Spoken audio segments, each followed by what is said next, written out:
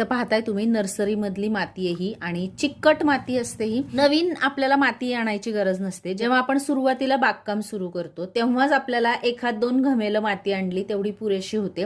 त्यानंतर जेव्हा जेव्हा आपण नर्सऱ्यांमधून रोपं आणतो तेव्हा तेव्हा त्याची अशी माती निघालेली आपल्याला मिळते आणि हीच माती आपण पुन्हा वापरू शकतो. जो प्रश्न होता की नर्सरीमधल्या रोपांची माती आपण वापरू शकतो का, ती तर खूप चिकट असते, तर ती कशी वापरायची. तर हे पहा, माती कधीही जेव्हा आपण रोपाला माती तयार करू ना त्याच्यामध्ये पाणी मारायचं आणि चेक करायची. जर पूर्ण असा लाडू घट्ट बांधला गेला असा तर ही माती आपल्या रोपाच्या आरोग्यासाठी चांगली नाही आहे. लाडू बांधलेली माती कधीही रोपासाठी चांगली नसते.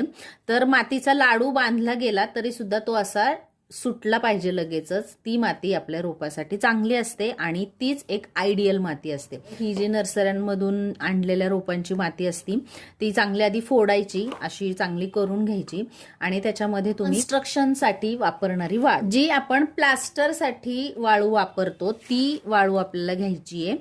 या वाळूला नर्सरीच्या मातीमध्ये मिक्स करून आपली माती वेलरेंट बनवायची आहे आणि नर्सरीमधून आणलेल्या मातीचाच उपयोग आपण आपल्या कुंड्यांमध्ये पुन्हा करू शकतो.